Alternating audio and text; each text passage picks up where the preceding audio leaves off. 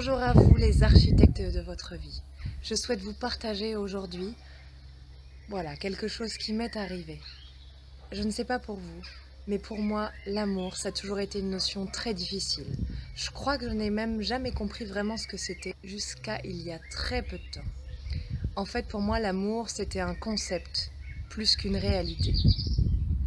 Quand j'étais petite, j'ai pas souvenir d'avoir reçu des câlins. À vrai dire, je me sentais extrêmement seule. Je me sentais rejetée. Je me sentais très très mal, à vrai dire. J'avais un papa qui n'était jamais à la maison. J'avais une maman qui était très préoccupée par elle-même, pour ne pas dire égocentrique. Et quand j'étais près d'elle, elle me repoussait. Que ce soit dans la rue ou à la maison, à chaque fois elle me disait qu'elle avait besoin d'air. Ça me fendait le cœur de me dire que je ne pouvais pas demander un câlin à ma maman. Quand j'allais chez des amies un peu plus tard, adolescente ou préadolescente, je me rendais compte que c'était pas ça des parents. Qu'une maman, même avec des grands enfants, même avec des ados, et plus tard je l'ai vu encore, et même avec des adultes, qu'une maman prend son enfant dans les bras. J'ai pas vécu ça. Ma mère m'a abandonnée quand j'avais 13 ans. Elle m'a mis dehors. Mes parents étaient à ce moment-là divorcés. Et je me suis sentie, je vous disais, abandonnée, rejetée, seule au monde. J'avais pourtant une sœur, mais nous n'étions pas très proches à l'époque. Et je n'avais surtout, j'ai encore des difficultés à le dire, je n'avais aucun ami. Et à l'époque, il n'y avait pas de Facebook. Donc imaginez-vous, aucun ami, aucun appel. C'était la naissance du téléphone portable. Un peu plus tard, je ne savais même pas à qui donner mon numéro. Voilà ce qu'était l'amour pour moi, c'est-à-dire un espèce de néant qui n'existe que chez les autres, dans les autres familles. Et je voyais ça, j'observais ça, et finalement je trouvais ça génial quand j'allais chez mes amis, que je voyais que ça existait, mais ça me fendait le cœur, de me dire que moi j'allais devoir rentrer chez moi, et que je ne trouverais pas du tout ni ce soutien, ni cet amour, ni même juste un câlin, quand je vais bien ou quand je vais mal, parce qu'un câlin c'est pas uniquement quand on est 10 pieds sous terre, en tout cas de mon point de vue. Et puis, les années ont passé.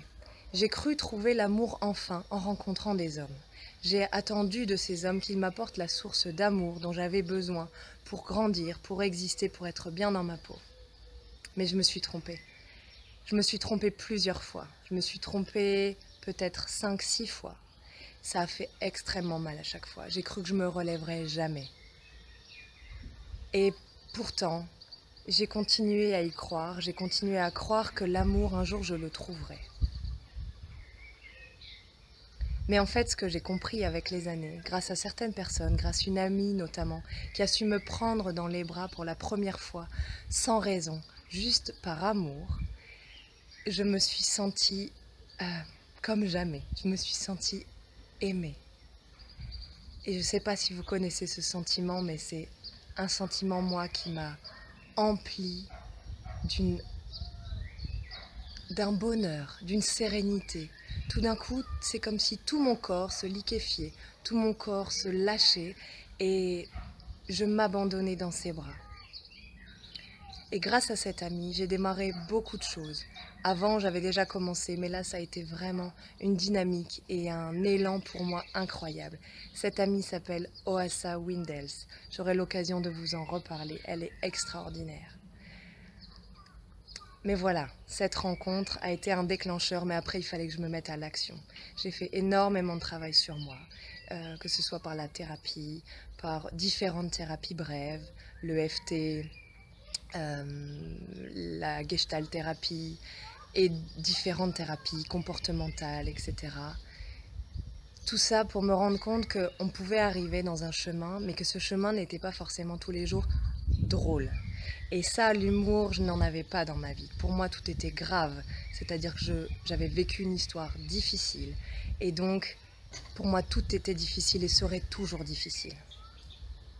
Au jour où je vous parle aujourd'hui, j'ai une vie merveilleuse. Je ne peux pas vous dire autrement. Je suis comblée de bonheur chaque jour, chaque instant, chaque minute. Aujourd'hui, j'ai la chance, en plus d'être accompagnée par un soleil qui est encore une énergie plus incroyable et qui me nourrit pleinement. Mais quand il fait gris, je me sens aussi extrêmement bien et complètement dans le bonheur.